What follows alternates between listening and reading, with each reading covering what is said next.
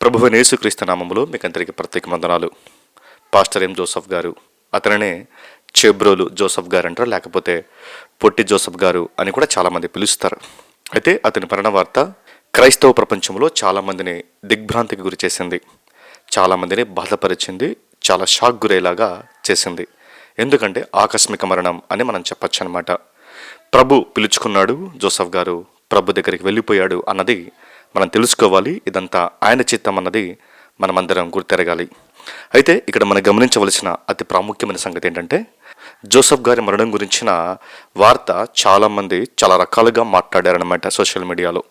కొంతమంది చెప్పిన మాటలు ఏంటంటే, అతడు వాక్యం చెప్తుండగానే స్టేజి మీద కుప్పకూలిపోయాడని, జోసఫ్ గారు స్టేజి మీద వాక్యం చెప్తుండగా కుప్పకూలిపోయాడని, అయితే చాలామంది అక్కడ అతన్ని ఉంచి ప్రార్థన చేశారని, వారు చేసిన లేటు వల్లే, ఆలస్యం వల్లే అతడు మరణించాడని చాలామంది మాట్లాడడం జరిగింది. అయితే ఇవన్నీ వట్టి అబద్ధాలే, కానీ ఎంత మాత్రం వీటిలో నిజం లేదని మనం తెలుసుకోవాలి. అయితే వాస్తవానికి ఈ వీడియోలో మనం తెలుసుకోవాల్సిన ప్రాముఖ్యమైన సంగతి ఏంటంటే, పాస్టర్ ఎం జోసఫ్ గారు ఏ విధంగా ప్రభునందు నిద్రించారు, ఏ విధంగా మరణించాడన్నది మనం తెలుసుకుందాం. వాస్తవానికి 2 తారీఖులు మనం గమనించాలి. డిసెంబర్ 4, 5 తారీఖులు. ఈ 2 తారీఖుల్లో మనం ఆలోచన చేస్తే 5వ తారీఖున ప్రభునందు పాస్టర్ ఎం జోసఫ్ గారు నిద్రించారు. ఈ 2 తారీఖుల్లో అతడు చేసిన సేవ గురించి, ఎప్పుడు మరణించాడు, ఏ విధంగా అతడు ప్రభు దగ్గరికి వెళ్ళిపోయాడో మనం తెలుసుకుందాం. ముందుగా 4వ తారీఖున అతడు గన్నవరానికి వెళ్ళాడు. గన్నవరంలో పాస్టర్ జోసఫ్ రాజు గారు అనే వ్యక్తి అంతర్జాతీయ దివ్యాంగుల ఉత్సవములు అనే పేరుతో సభలు నిర్వహించాడనమాట. 3, 4, 5 తారీఖుల్లో జోసఫ్ రాజు గారు నిర్వహించడం జరిగింది. 4వ తారీఖున పాస్టర్ ఎం జోసఫ్ గారు ఆ కూడికలో వాక్యం అందించాలి. అయితే 4వ తారీఖున మధ్యాహ్నం 12 గంటలకల్లా పాస్టర్ ఎం జోసఫ్ గారు గన్నవరానికి చేరుకున్నాడు అనమాట. గన్నవరానికి చేరుకున్న తర్వాత అక్కడున్న పాస్టర్ గారు అతన్ని రిసీవ్ చేసుకున్నారు, స్వీకరించారు. చక్కగా భోజనం ఏర్పాటు చేశారు. వారు అక్కడ భోజనం కూడా చేశారు. తర్వాత జోసఫ్ పాస్టర్ గారు సాయంకాలం వరకు విశ్రాంతి తీసుకున్నారనమాట. విశ్రాంతి అనంతరం 7:30 గంటలకు సరిగ్గా మీటింగ్కి వెళ్ళడం జరిగింది. అక్కడ మంచి ప్రసంగాన్ని అతడు చేశాడు. ఎందుకు మంచి ప్రసంగం అని మనం చెప్తున్నామంటే, ఆ ప్రసంగం విన్న తర్వాత చాలామంది అక్కడున్న సావుకుడు చెప్పిన మాట ఏంటంటే, 30 మంది వరకు దాదాపు దేవుని నమ్మారని, దేవుని వాక్యాన్ని అంగీకరించారని అక్కడున్న స్థానిక సేవకుడు చెప్పడం జరిగింది. అందుకే ఇది చాలా మంచి ప్రసంగం, గొప్ప ప్రసంగం అని చెప్పచ్చు. వాస్తవానికి ఇదే చిట్ట చివరి ప్రసంగం. అయితే గన్నవరంలో అంతర్జాతీయ దివ్యాంగుల ఉత్సవముల సందర్భంగా నిర్వహించిన సభలో అతడు మాట్లాడుతున్నప్పుడు చనిపోలేదు, అది మనం గమనించాలి. చక్కగా అతడు అక్కడ వాక్యం అందించాడు. వాక్యం అనంతరం పాస్టర్ గారితో అక్కడ మాట్లాడడం జరిగింది. పాస్టర్ గారు అక్కడున్న జోసఫ్ రాజ్ పాస్టర్ గారు అతని భోజనం చేయమని ఆహ్వానించారు. ఇక్కడ విశ్రాంతి తీసుకొని తర్వాత మీరు బయలుదేరండి అని కూడా మాట్లాడడం జరిగింది. అయితే ఏం జోసఫ్ గారు అంటే, మరణించిన జోసఫ్ గారు చెప్పింది ఏంటంటే, లేదయ్య గారు నేను వెళ్ళాలి, నాకు మరొక మీటింగ్ ఉంది, నేను కారులోనే పడుకుంటూ నేను బయలుదేరుతానని చెప్పేసి ఆ రాత్రి భోజనం చేయకుండా చక్కగా అక్కడ పాస్టర్ గారికి ప్రార్థన చేసి అక్కడ నుంచి బయలుదేరడం జరిగిందనమాట. ఇది 4వ తారీఖున జరిగిన సంఘటన. అయితే అక్కడి నుంచి బయలుదేరిన పాస్టర్ ఎం జోసఫ్ గారు నేరుగా గుంటూరుకు చేరుకున్నారు అనమాట.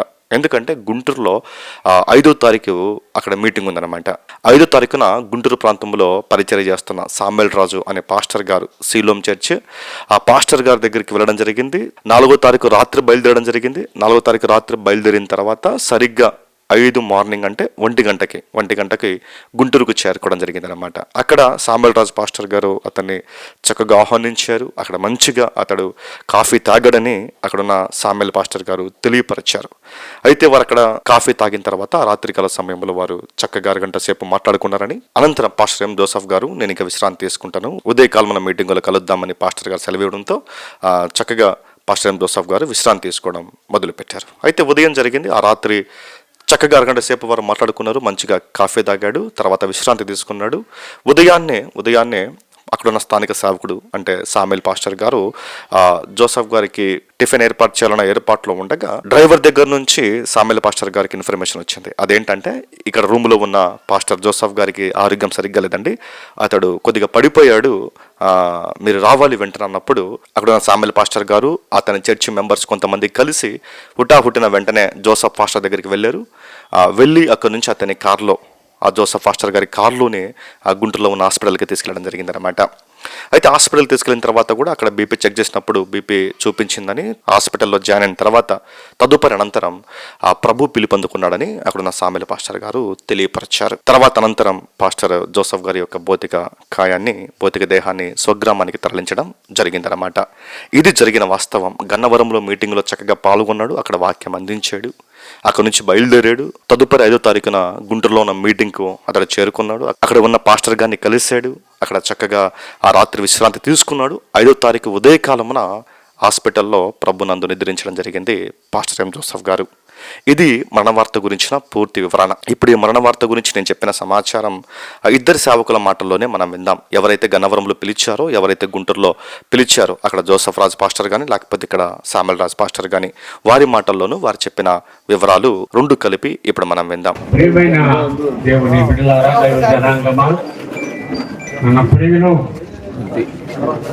స్టాన్లీ థామస్ గారు చెప్పినట్లుగా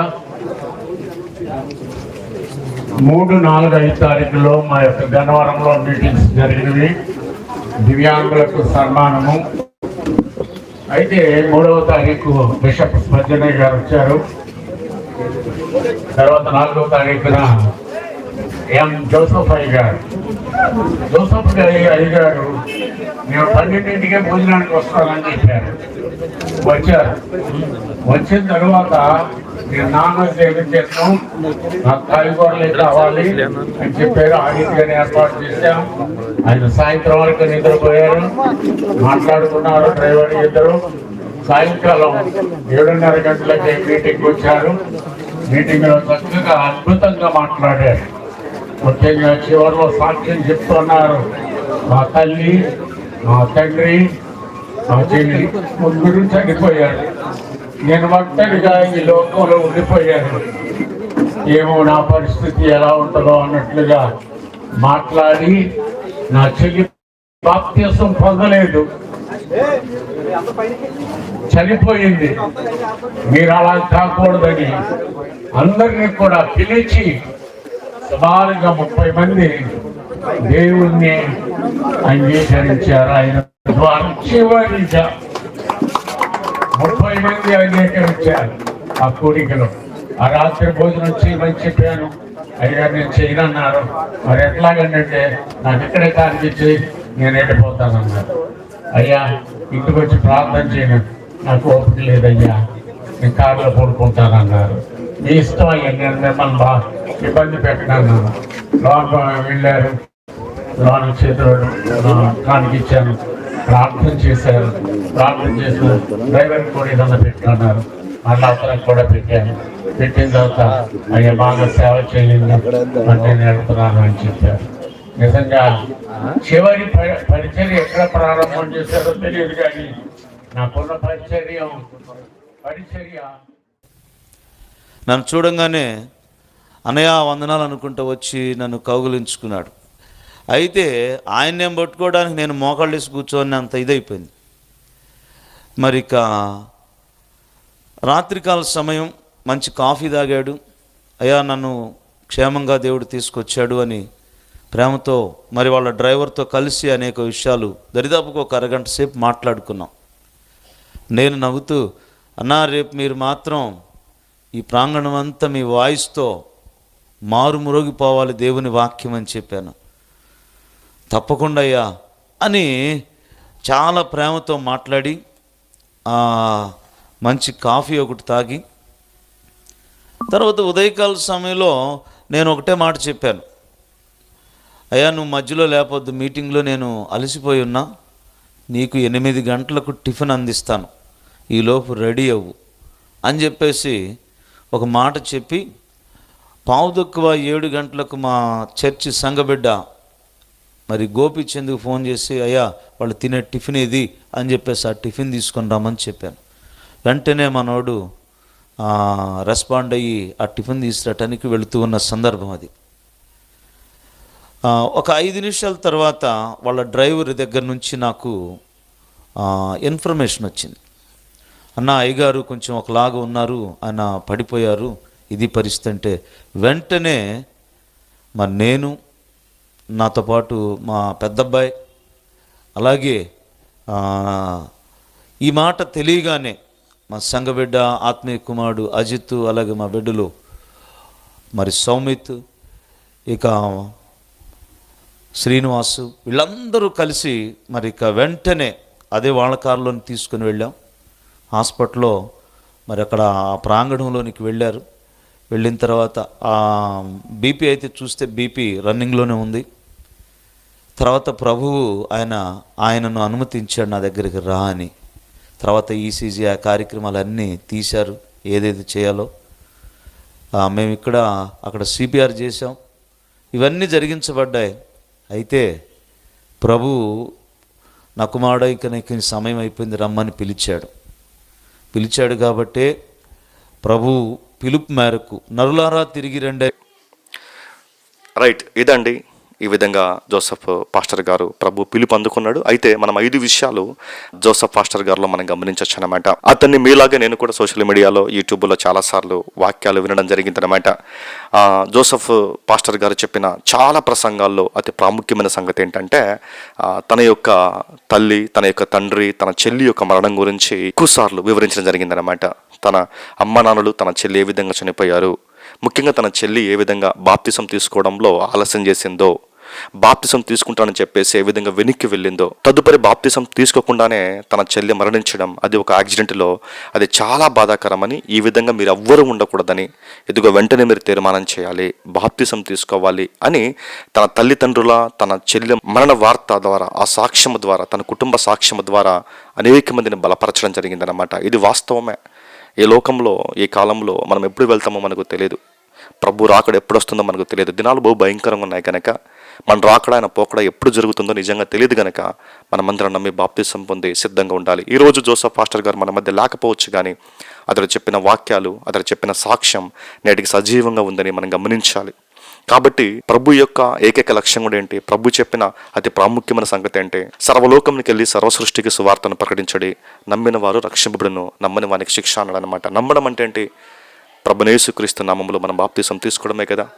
బాప్తిసం తీసుకోవడమే నమ్మడం అంటే. ఎవరైతే బాప్తిసం తీసుకుంటారో వారు పరలోక రాజ్యానికి వెళ్తారు. ఇది జోసెఫ్ పాస్టర్ గారు చెప్పిన ప్రసంగాల్లో అది చాలా ప్రాముఖ్యమైన సంగతి. చాలా ప్రసంగాల్లో తన కుటుంబ సాక్ష్యం గురించి, తన కుటుంబ పరిస్థితి గురించి, తన కుటుంబంలో ఏ విధంగా తన తల్లి, తండ్రి, చెల్లి మరణించారో, తన చెల్లిలాగా ఎవరు ఉండకూడదని, ఉన్న పాటను మీరు తీర్మానం చేయాలని చాలా ప్రసంగాలు తను మాట్లాడడం జరిగింది.